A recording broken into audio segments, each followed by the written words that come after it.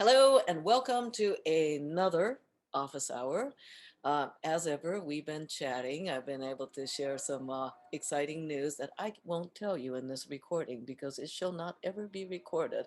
Only those who know will know. So show your ass up. Um, Anyhow, it's been a good conversation. And for those of you who are new to my Patreon, thank you for joining me. This is my weird little corner of the plague era. And as we move forward in the world, I'm probably in the hybrid world with variants and all that. I'm going to be hanging out here a lot. I'm not going to be abandoning this and heading out to the wide world of disease vector any moment soon. So I'll make little baby steps. I went to Thunder in the Mountain 2 weeks ago, and I love being there. I love the event. I'll totally admit to having a constant background ass puckering low level of anxiety, and I could just see the droplets in the air. And because Colorado is an open place, currently open around the pandemic, you know, it wasn't socially distanced. And I have spent a year and a half practically living a life of a hermit. I love the people, I love the event, and I'll acknowledge that I was, my jaw was a little tighter, my ass was a little clenched. I'd close the door behind me in the hotel room, wash my hand and a lot, and like breathe. And yeah, that was interesting. I mean, I'm totally separating like the event and my reaction, and then the reality of the world we live in. So, well, we actually also will talk about COVID reality and reintegrating into kink and in general, and strategies around changing our boundaries. But before we go to that, somebody mentioned aftercare, not aftercare. Bleh, that was the other night's class. Okay, my brain is all over the place. Self-care, not aftercare, self-care. And to the person who asked the question, shall I just run with it, or do you want to vocalize your query?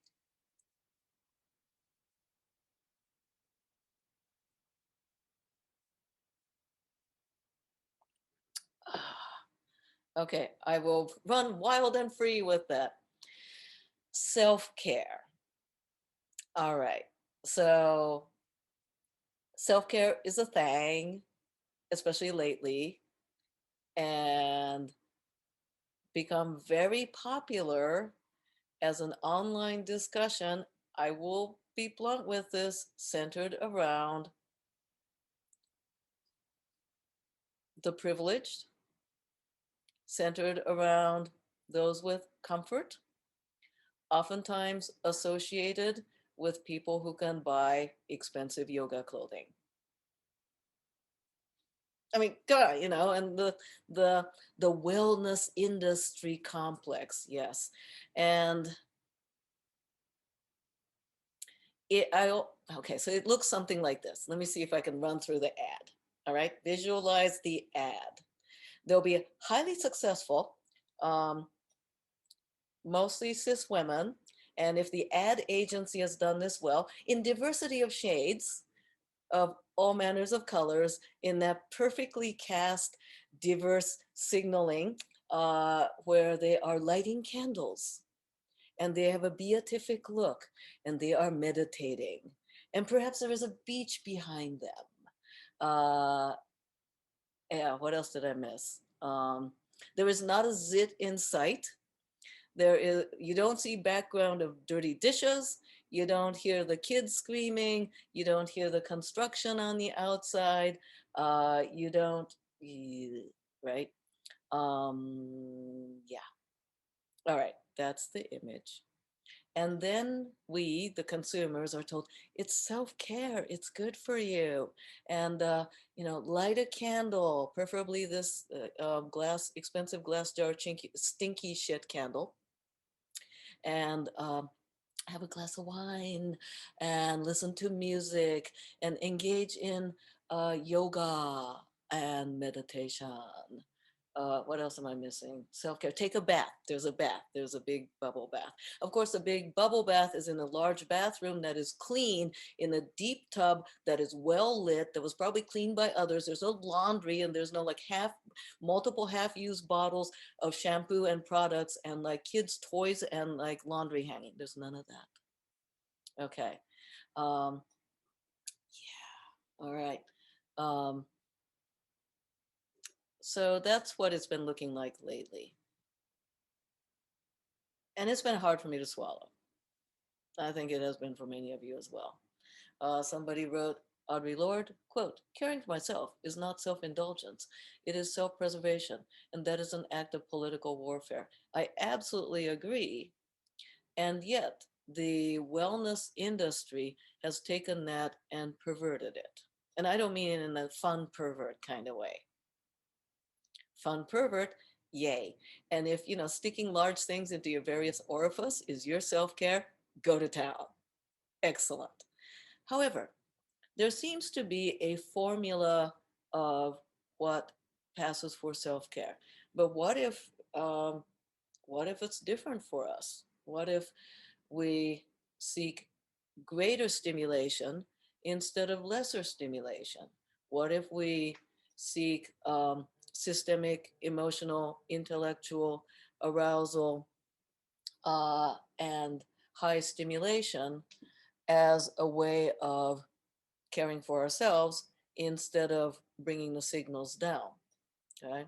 Uh, what about for those of us who the things that gets presented today as self-care, the general formula of it is either not accessible, not desirable, or otherwise not within reach, or we don't want it, right? And then there are the well-meaning people who, when we say we're stressed out, when I'm saying stressed out or a lot going on in my life, and they, these well-meaning folks, oftentimes people have no idea who they are online. Let's face it, yay, Facebook.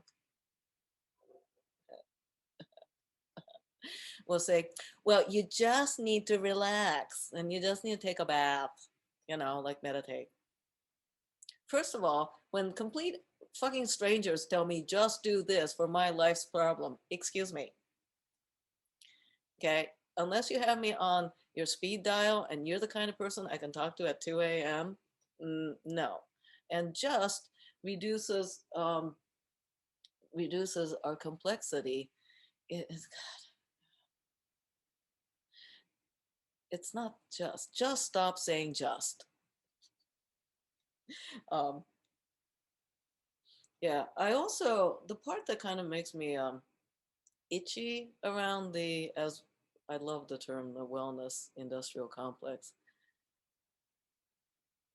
is it feels like virtue signaling in a lot of times, especially when I see people like, really actively posting and in things like Instagram about all the ways that they're self-caring, right? But it's performative. I feel like I can tell the difference, especially with my friends, right? It's if somebody's been going through a shit time and they've suddenly sitting on the beach, I'm like, yeah. But sometimes it feels performative. Mm-hmm. Yep. So, mm, let's see, let me read here. Calgon, take me away. Yep, there. Let's see. Looking at that. Rage against the wellness industrial machine. Oh, I have an image of Gwyneth Paltrow with a gag in her mouth. Does that image make any of you all happy? It makes me That makes me happy, very happy. That makes me very, very, very happy. Thank you for that. right? You're welcome. So a gag in her mouth with her like yoni eggs, like maybe a half a dozen up stuffed up her orifice. If one is good, six must be great. Don't hate on me, which I don't think you all will. Let's see. Have you tried this one great trick, quote unquote? Doctors hate it. Yeah, right. Just the hot tub. I have one available. Oh, yeah, the hot tub's great. I totally agree. Peggy's hot tub is fabulous. Um, so, self-help, a version of self-care. Books maybe work for the person who wrote the book. Maybe. Yeah, goop. Um, energetic cleansing. I think it's um, called butt douching. It's also good too. Yeah. All right. So yeah, butt douching, enema. Yeah. A chakra colonic.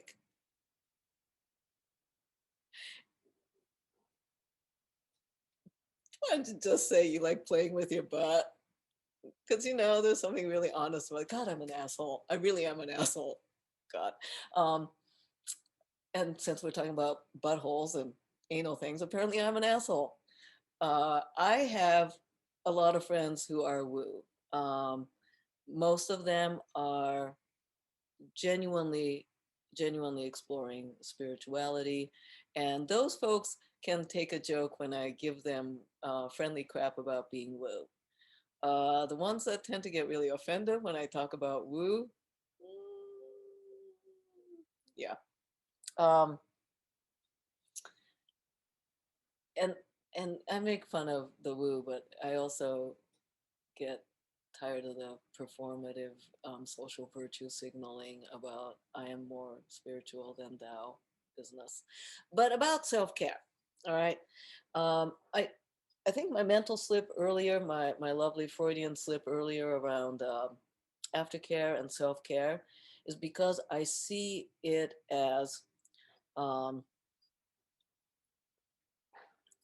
I see it as having similar ways of thinking about it. And somebody wrote about it is possible to be scientific and mystical and not full of yourself.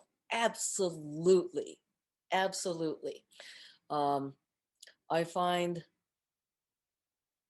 some of the most intense scientists are ones that can appreciate and stay in the place of awe and wonder at the mystery of that which is unknowable, and yet we try, you know? And somebody else asks about is a curious group does for self-care. I keep it simple and make sure I get rest and exercise.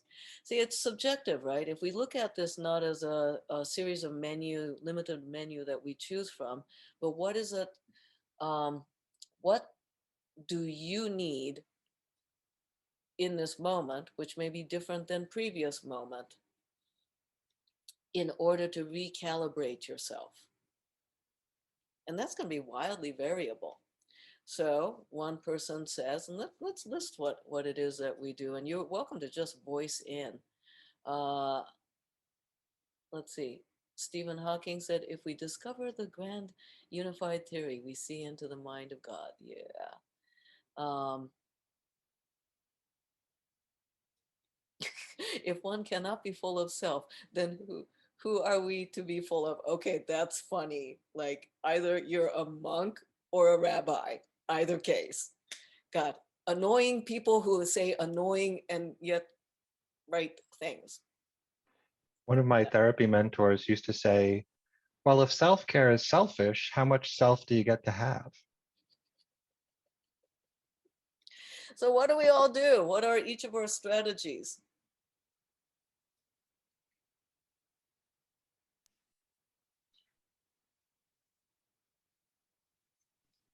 I know for me, getting enough sleep is really, really important.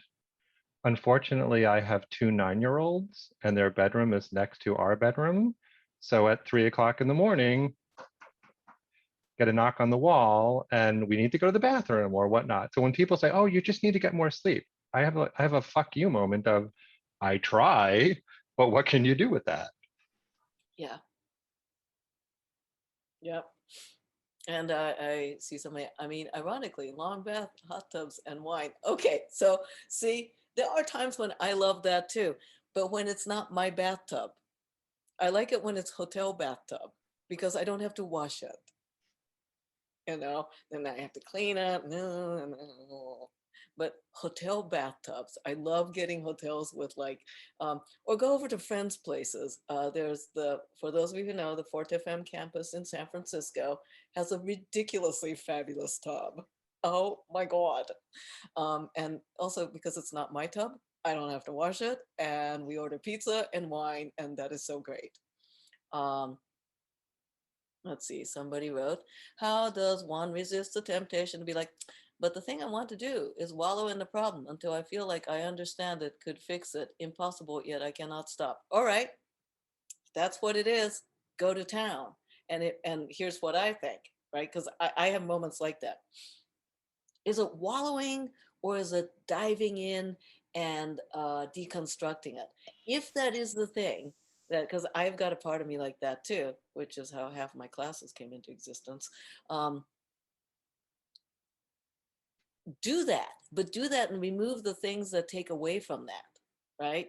So I will remove myself from the environment that is full of domestic chores or work and like really go into it, or like tap into friends who I can talk for hours about, some um this was how the humiliation play class happened. I would just like track down friends and like talk for hours about this thing that was bugging the hell out of me. And also in my personal play as well, that I was like, what is this?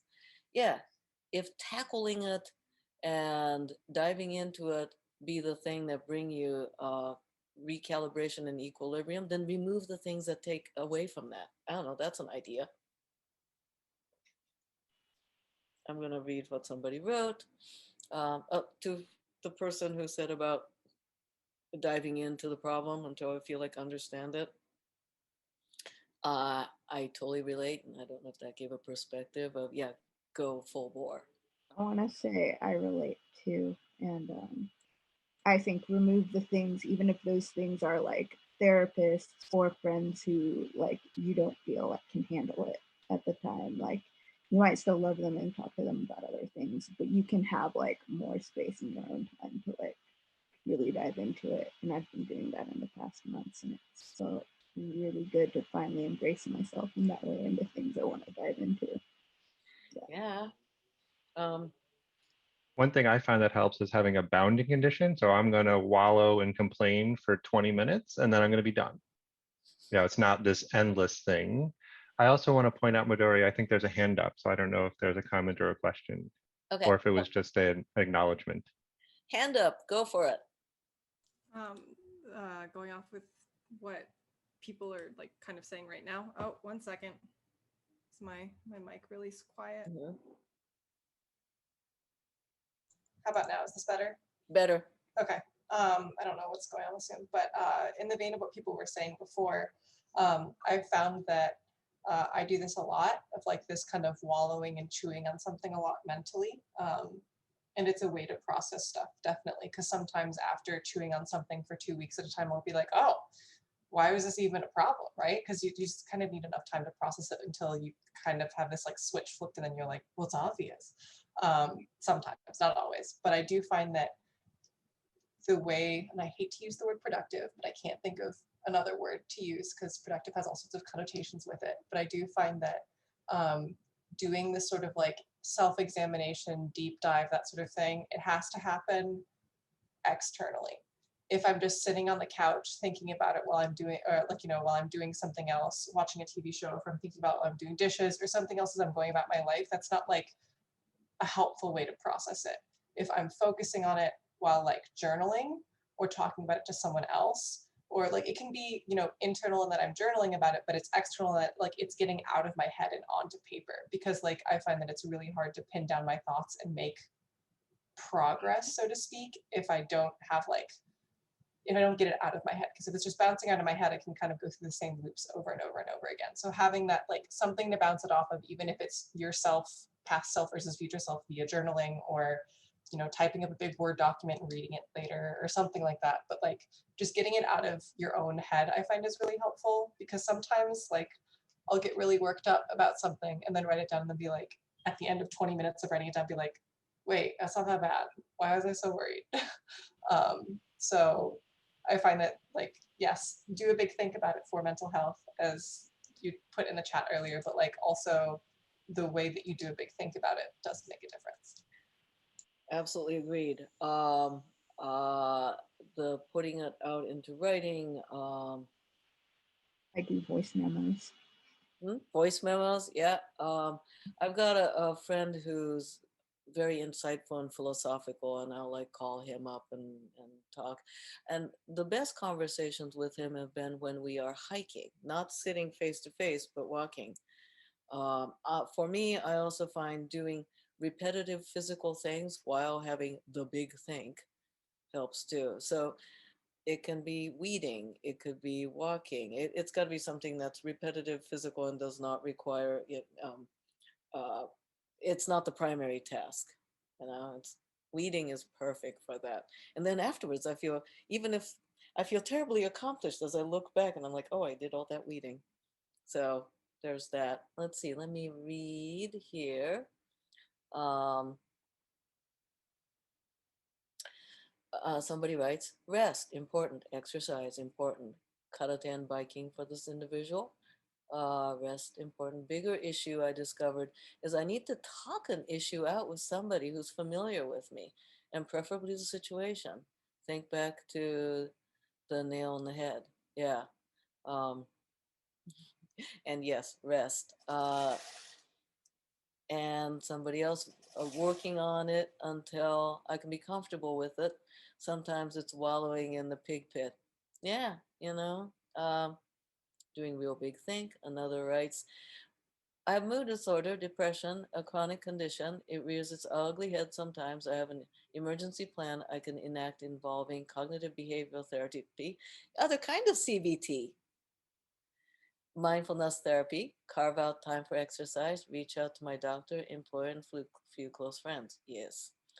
Uh, Another writes, I realize that some people are wired depressive, some are wired anxious. Let's see, where'd it go? It may never fully go away, and when the shite hits the fan, one goes that way. For me, it's depression too, and having a plan is great. Apparently, there's research that thinking, writing, talking all use different parts of the brain, so have different impacts. I'm going to read that again because that's interesting. Apparently, there is research that thinking, writing, talking, and all use different parts of the brain, so have different impacts. Also, research shows that it's easier to have difficult conversations when you're not face to face. Okay, that's true. Because I'm a creep. um, so walking beside each other, sitting in the car, gardening side by side. Yeah. Uh, I like to bring into my self-care an awareness of the outdoors and whatever season or weather it is. This seems to allow for natural cycling through the season as an important aspect of self-care. Oh, that reminds me, something that I realized I need. I am I am probably very much so an undiagnosed seasonal affective, light affective person, which just means I'm human because artificial light ain't natural.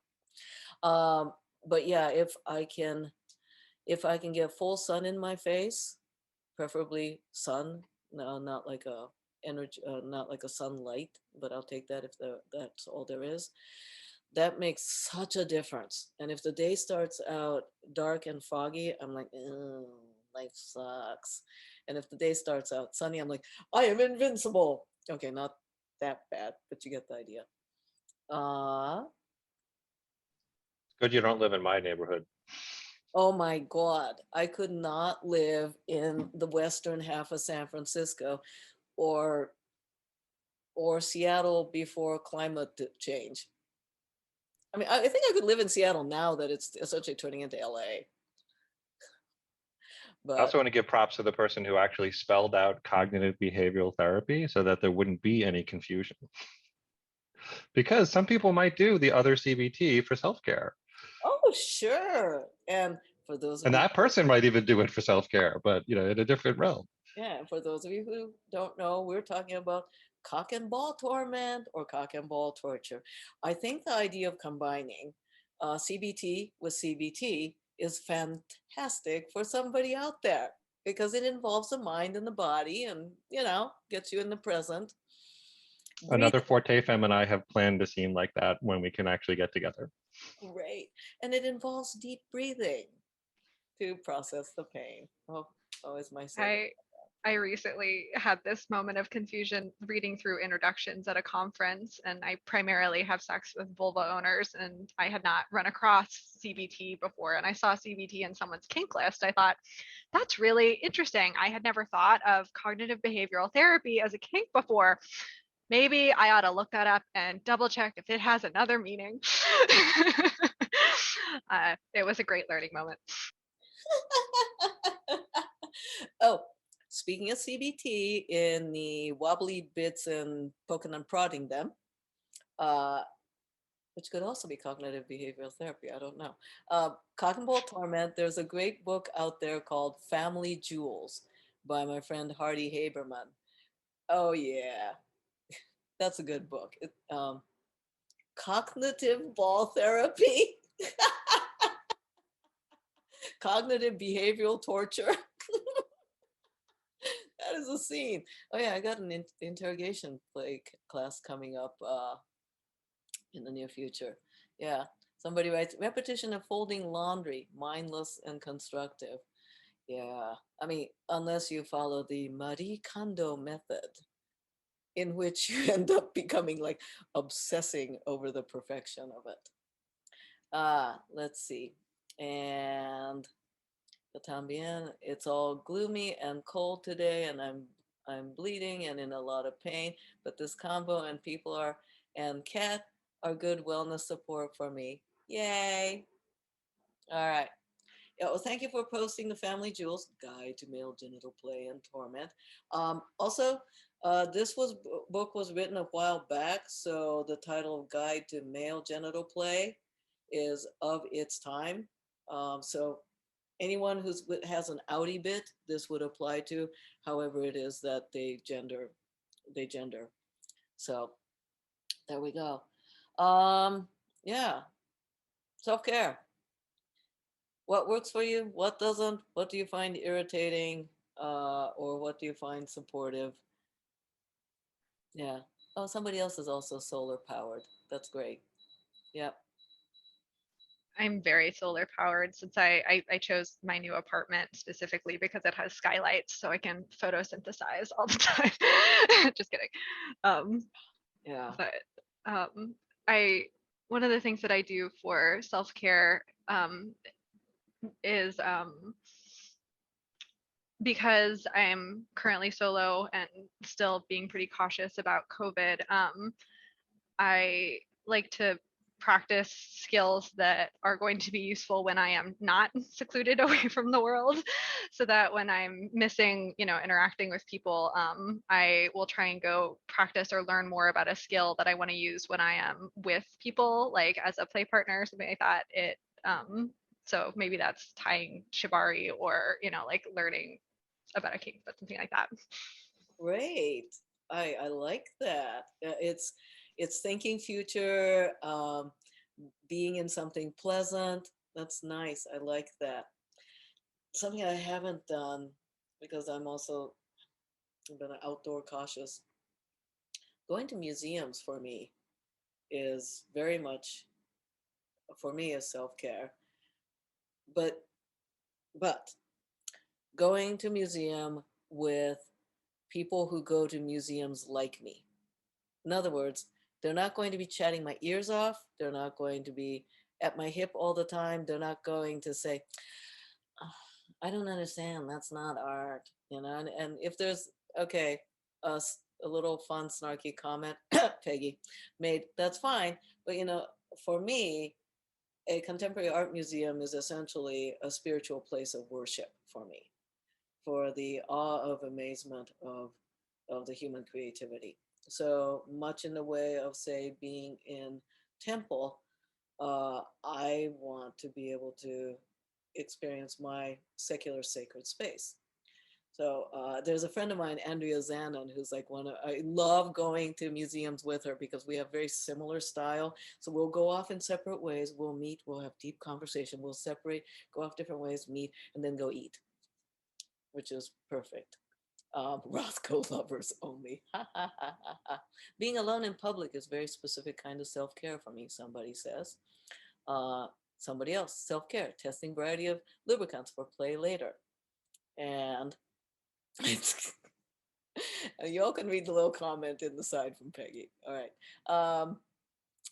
Alone at a museum or sitting on a park bench or sitting at a cafe, not in plague times. Yep, great. And oh, thank you for putting the remarkable Andrea Zannon's link in there. Their writing is brilliant. All right. I would like to, if there's anything else on self-care. Oh, wait, I actually do have a thing. So obviously, I get cranky about what to me feels like virtue performance, this feeling of I I think I get irritated because I don't have a lot of the privileges that the ads and the columns imply. Did anybody else feel that? Why do I feel that? Um, why has this become a thing? Question to you all.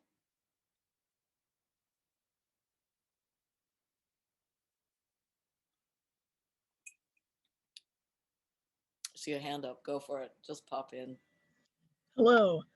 I feel intensely enough about this to go on the recording because I get worked up about the fact that we have to, okay. Life and industry is taking huge chunks out of people, just in general. And I found that with the kind of condoning and rise of the concept of self-care, there's been a shifting of like, okay, someone's making you do something, like you're at school or you're at work. There's been an acceptance of like, we encourage a culture of self-care in the sense that if you get tired, it's your job to deal with it. And this displacement of responsibility in terms of like, if you get tired to the point of collapsing, we gave you a yoga class. I don't really, like, what more did you want from it? That's part of the, like the earlier wellness industrial complex thing is like, there's something of a collusion between like, okay, we deplete you and then you go fill yourself back up again with the scented candles and the bath bombs so that we can do it again. And you have to have the money to pay for it. Mm. Or you work in an industry. I see this in, I'm not tech, but I see my friends who work for large South Bay companies or large Seattle companies. And on the campus, they are essentially expected to work like pre-union, pre-union industrial revolution kind of hours, but they get the yoga class and they get the food and the dry cleaning and all of that, and it allows them to work longer. Huh. Is that really self-care? And who does it serve? I really like your point. I hadn't thought about that. That's a good one. Thank you. I get very intense about this because my school kind of, they provide these things, but they also expect that you have a slot in your day that is not spent doing the work that they assign to be like, what do you mean? We had a little rock painting corner. Why didn't you come to that? It's like, because we do not live in a 48-hour, I cannot do this. I don't have room to stretch. I've been boxed in for a year and a half. Yep. Yeah. And it's kind of like looking, going, oh, why aren't you taking care of yourself? We've given you all these opportunities. Yeah, I see your point. Anyone else on the critique of the self-care culture and industry? Everybody file into the cry box. Yeah. It's like when work gives you vacation time, but not less work. Oh my God. Yeah. Mine has just been, as someone who doesn't have a very large income, just how much it costs. And someone who actually wants to go into the wellness industry as a massage therapist, not wanting to just like make it totally inaccessible to like communities that I think it can really benefit, but don't have the resources generally as much as other communities. Yeah. And then things extending to like somatic therapy, which I started to do, and that just costs so much money. And I was able to like pay for some because of like the COVID money from unemployment, but that shouldn't be what it takes for all of that. And that stuff I'm interested in going into too. But yeah, and this system needs to change to even make that kind of thing more accessible to people and to make me feel good about doing it and being a part of it. Yeah. So working on those issues is a big thing. Yeah. And as somebody who is a bodywork junkie, but just don't pet me light. Just give me something heavy. No, none of this shit. Yeah. No. I I have some favorite massage therapists. They are worth every penny. I don't I don't want to haggle. I want to pay their full price and a tip, but because of that, I don't get to see them often. Um, and and they're worth every penny of it. And those who are able to, yeah, you're right. If there was some way in which it worked out, because the percentage of my income that their massage fee is in my income versus somebody else's income. And so often, I mean, I'm thinking of like people in the service industry. When I was at the Thunder in the Mountain Hotel, all the housekeeping, they're like up and down the stairs, schlepping things, and doing like physical work. They need massages. They're not going to afford it. Yeah, so there's that. Yeah. Uh, and somebody said, "Is it too meta to say self-care is office hours?" Oh, y'all, I love this. You know that, right? Um, let's see. And yes, massaging me, work the meat off the bones. Nelda writes, the self-care thing also extends into the medicalization of feelings. Anything short of a doctor's note won't be taken seriously by culture, the powers that be, so people are left reaching for the words that have authority. Yeah. Yep. Yeah. And to the person going into massage and somatic therapy, yay, thank you.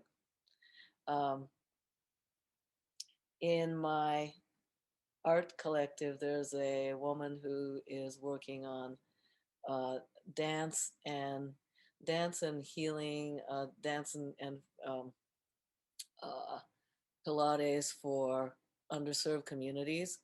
And she's been trying to get grants for that. And she's been trying to raise the prices in the studio where she's in a more privileged area so she can provide it for others. She works her ass off trying to get those grants. Oh my God. All right. So I want to move on to, speaking of times of stress and self-care, I want to move on to the topic of reintegrating into, I'm not going to say post-pandemic because it's not post-pandemic, but reintegrating into the beyond 2020 post-vaccine world. Uh, how is it going? How it reintegrating into it, is it different in doing so with general society as well as kink communities? The various feelings that come with maybe FOMO or guilt or anger around having behaved well to be good citizen in times of pandemic. And then there was a comment around how do we redefine our own social boundaries? Touching, not touching. That's like now may have profoundly changed among the people you socialize with, and how do you make that okay for everyone? So I opened that topic. I just listed a whole bunch. Feel free to jump in. I wanted to say that the first thing that came to mind, or like the thing that's at most top of mind for me, is that now it's the judgment is no longer like, do I feel comfortable like touching you or being touched by you, or like playing with you, potentially, whatever, like trusting you with my physical, like that sort of somatic interaction. It's now, do I trust you to breathe your air? So it's like, it's the sort of radius is of impact is a lot bigger, because once you're inside, and it's like kind of the analogy that I heard on someone calling into like a talk show on NPR in New York City was like, when they were talking about, oh, indoor dining is now allowed or whatever, is like, once you're indoors, and it's like having a smoking and non-smoking section at a restaurant when that used to be a thing. Like, you're indoors, you're indoors. Yes, you might be wearing a mask, but like you're also indoors. So how much do you trust people with that? And I think I'm still coming down on the side of very much overly cautious, just because it's also easier than it's easier to kind of have a blanket, no, I'm not going to do these things, while then trying to like getting overwhelmed by evaluating each and every, doing it like a full-blown risk assessment each and every time. It's too much mental work. Yeah. Like safer sex discussion is like so much easier than safer air discussion. Yeah, I've got an STI, I've got herpes, in terms of like going to whatever sexually social environments, I get to choose who I share genital contact with, and I can even barrier that, a little hard to with air. Um, yeah. Somebody writes, yes. Do I trust you enough to breathe your air? Uh, swap body fluids. Yeah, it's like swap body fluids seems like it's easier to opt in or opt out. Breathing air, harder to opt out of or opt in. Um, Years ago, it was way before COVID. I was at a very large kink event, and I was recognizing that I was feeling quite iffy. I suppose it could also be called social anxiety. I didn't want to be touched. I was already feeling crowded in. It was one of these events with several thousand people, and it was a kink event. And I was feeling very crowded in, never mind the elevator. And then there's all the um, hugging, most often quite non consensual, because this is the custom of the land. And I come from a place where people don't hug, they bow at each other. I mean, in a sense, there's not a whole hell of a lot of physical intimacy in Japan, but that's a whole nother cultural psyche issue that we can talk about. Japanese people be uptight. Okay. But I was not in the mood for being touched. I was getting really uncomfortable, kind of claustrophobic, but I'm also there as a presenter.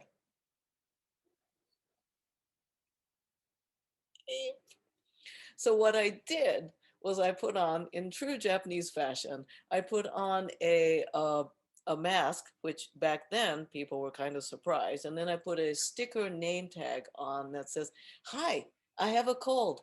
Please don't hug me." I didn't have a cold. But that way, people are like, "Oh, thank you." Now, I could have had a cold. Could have. I probably kept myself from getting a cold at the thousands of people event. I was feeling very cornered and overwhelmed by people wanting to touch me. So I have a cold. Don't hug me. And they're like, oh. So I essentially declared myself as contagious in order to create a space around me. Except now everybody's contagious. I guess that doesn't work. But I suppose we could just put a sticker on, hello, my name is Don't Hug Me. Maybe phrase it nicer. I've gotten in the habit of, I know, approaching hug, no hug with people I actually do want to hug. Hello, my name is Stop.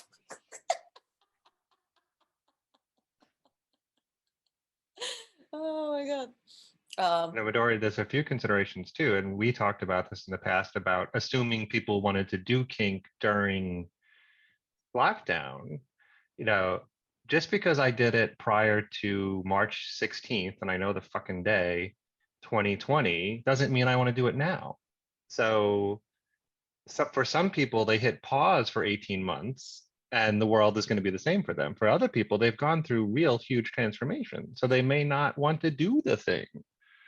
And, to your point where some people are making comments about, hello, my name is, one thought I had was, can the organizers of events help out? And the thing I shared earlier was seeing a store where if you wanted help, you had a red shopping bag, but if you didn't want help, you had a black shopping bag. So they knew to approach you or not approach you. So is there a way for event organizers to become involved where they can be mindful of people's trust level? And it's like, it could even be a wristband. Like, hey, if you have a red wristband, hug away. If you have a blue wristband, it's like, I want some space. But I think it's harder for us to do that as individuals, because even with that idea of like, hello, my name is Stop. Oh, you're just kidding. Yeah, thanks for respecting my fucking boundaries, right? Yeah, and these can be the very people and very organizations that put on consent events and discussions. Yes, and in the basic things of hugging, right? And somebody wrote, but even if I'm wearing a yes, hug me wristband, I still don't want to be touched when I'm not expecting it, or from anyone and everyone, because that ain't an orange hanky. For those of you who don't know, there's a thing called hanky codes developed by gay leathermen that essentially was a flirtation visual code about what they were into. And like black is heavy SM, gray bondage, red is fisting, yellow is, guess what? P play. So orange hanky indicates anyone, anything, anytime. Unless you really mean that, I would highly encourage you to not accidentally have orange accessory or a hanky when you are at a kink event, unless you really mean it. So I wonder if there can be like an orange wristband for those who are like, any hug from anyone. I am a hug slut. I gotta ask, is there a meaning for purple? Oh, there is a, yes, which color purple? Purple can be piercing, but then lately there's like all of these different, like, there are so many color flaggings developed, it might as well be like colors of nail polish and makeup now.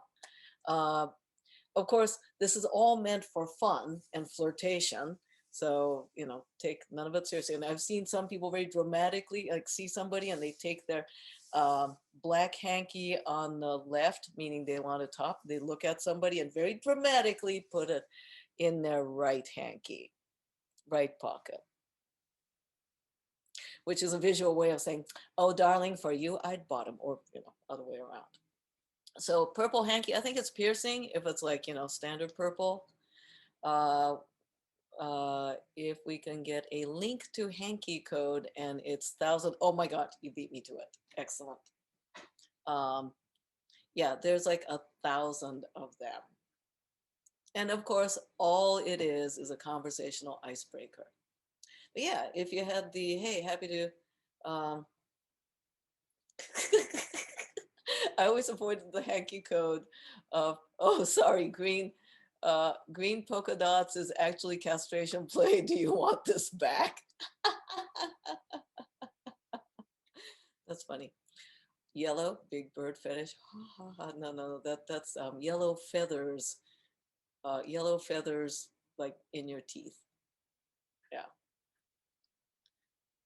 Yeah, zebra stripe. Get close and you get kicked.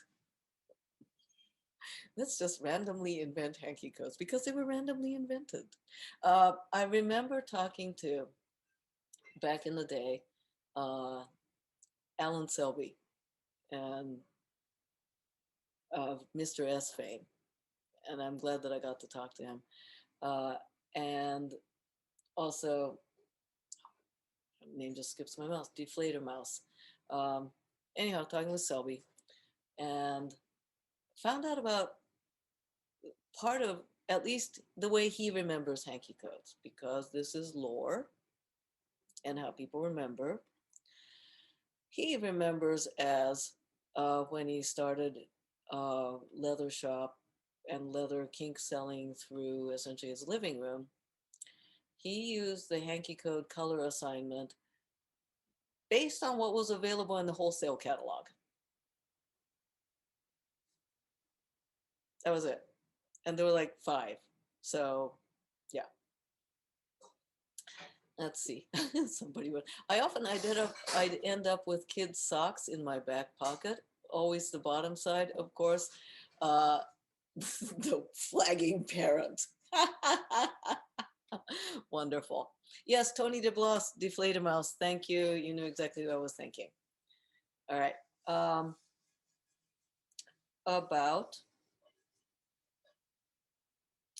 About reintegration and bodily boundaries. Thoughts, strategies, share.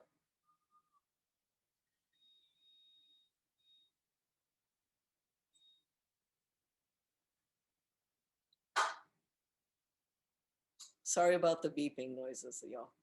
Yeah. Let's see. Oh, thank you for posting that about Tony DeBlas. I want to move on to another topic. And we weren't able to address it last time, so we're going back into it.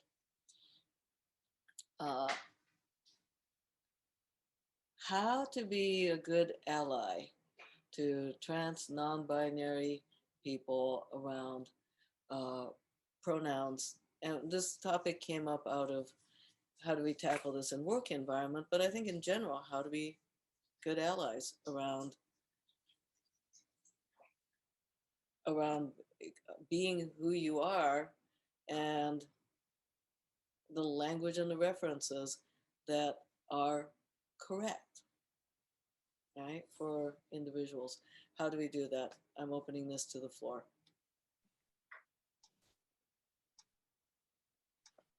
Yeah, go for it. The 2 things I encounter at work the most are pronouns and bathrooms. With bathroom usage, it just kind of allow for people to make their choice and live with it. You don't assume you're making a mistake if you think they might be. The other way is I had one case where I was sitting beside somebody who used singular they pronouns, and somebody would come in assuming their gender and say, "Hey, is she here?" And I said, "No, they're at lunch." "Oh, okay. Could you let her know to call me when she gets back?" And I said, "Sure, I'll let them know." So I didn't really confront it because I didn't really think it was my fight to pick, or I didn't really mention it, but I kept repetitively using they in contradiction to their assumption of she, her. And that seemed to, eventually they picked up on it. It took them a while. And I see another hand up. Thank you. Yeah, so I agree with what was just said earlier. Also, the concept of, just like to elaborate a little more, the concept of like offering your pronouns first, but not like, and if you're comfortable too, offering your pronouns first, and not presuming or assuming. And like by offering yours first, you kind of signal that like, hey, I know what's up a little bit, and I will, respect whatever pronouns you give if you do give them in return. Because that's the other thing, is you don't want to make pronoun sharing mandatory. That is not the right way to do it, because they're like, by doing that you can unintentionally out people or make them have to do the crisis assessment of like, well, what do I want to share on the spot, which is not fun. And the other thing for like, I would say being a good ally specifically for people who kind of fall into this pronoun category, or just people in general, is like educating yourself, kind of, because it's really hard to like stay.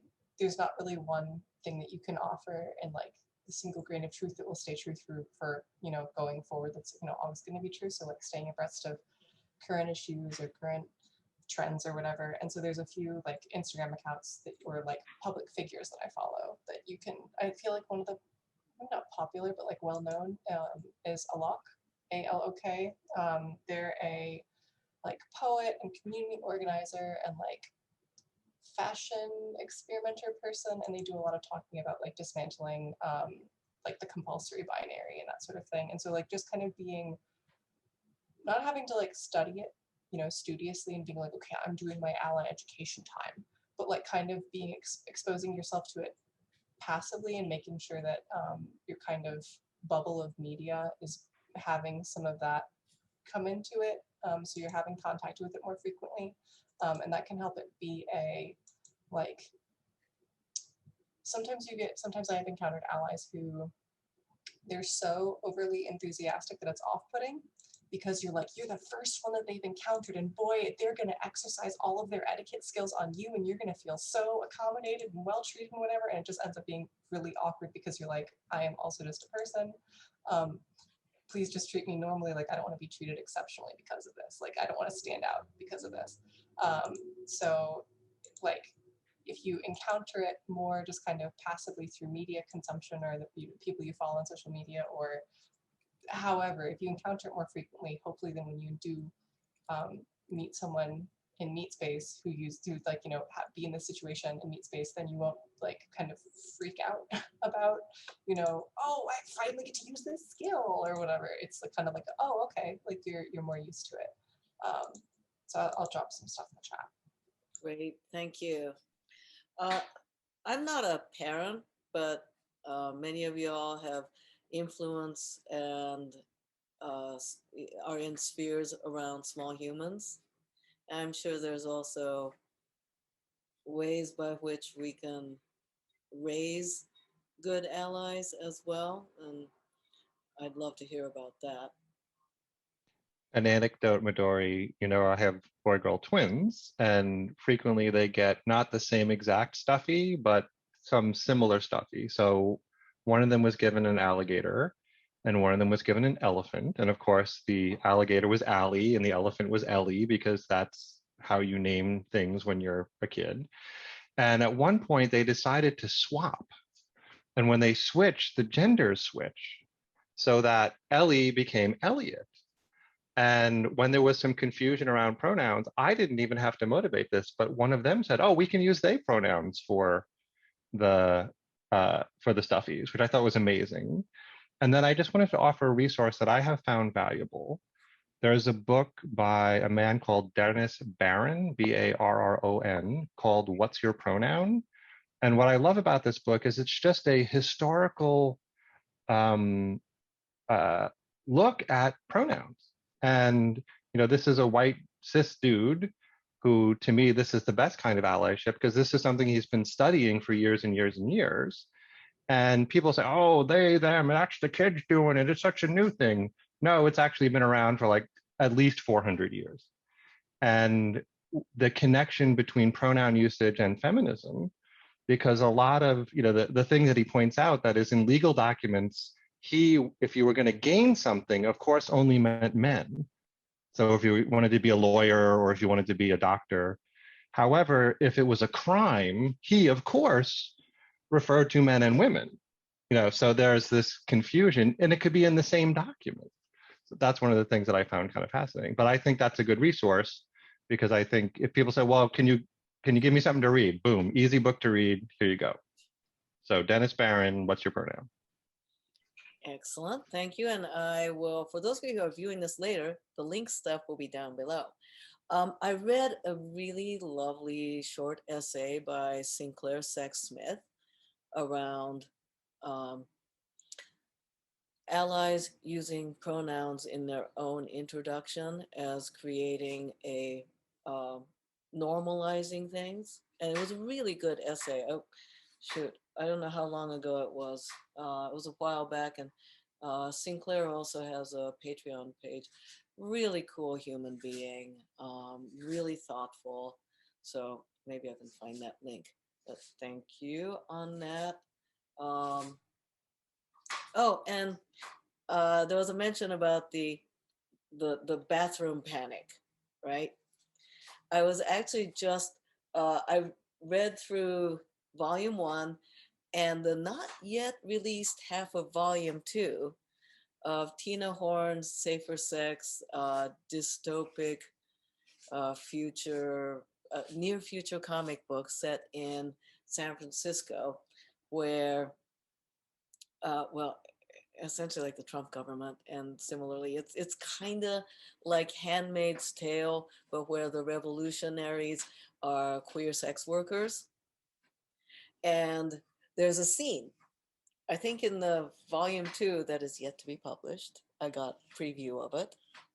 There is a scene where one of the sex worker revolutionaries uh, dresses up as a normie and infiltrates the conservative government leadership, and as she's trying to sneak into the critical place to disable something to make the boom happen or whatever the fuck it was, and the security guards, pardon me, miss, what are you doing? Should you be in this part of area? And she's dressed in like modest clothing. Oh, where is the restroom?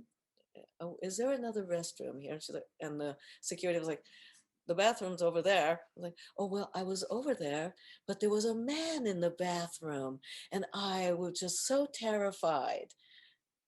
And then the security person's like, security alert, there is a male in a women's bathroom. I'll be right there, and goes away. And then the thought bubble of the revolutionary is like, yeah, the bathroom panic, always a great way to get them off my back. And then she goes on to do her spy work, right? So good and so true. Really funny. Um, Thank you. Excellent. There's the link posted for Sinclair Sexsmith. Excellent. You found this so fast. Dear cis people who put your pronouns on your hello, my name is name tag. Right. Then somebody else. People to follow for non-binary, gender binary dismantling, giving Instagram handles, because that's where I follow most, is Alok Menon, Jeffrey Marsh, Matisse DuPont, gender sauce, art juxtaposed with written bits of wisdom about gender and other life things. And thank you for posting Tina Horn's SFX. Find links below. Yeah, the bathroom panic as used as a plot twist in a dystopian science fiction. Brilliant. Yeah. Yeah. All right. Well, I think it's about time to wind this down. Uh, I'm really learning a lot from our conversations, and circling back to the self-care thing. I really love this space. Thank y'all. For those of you who are live, stay on, okay? And for those of you who are watching this in recording, hey, I'll see you in another episode.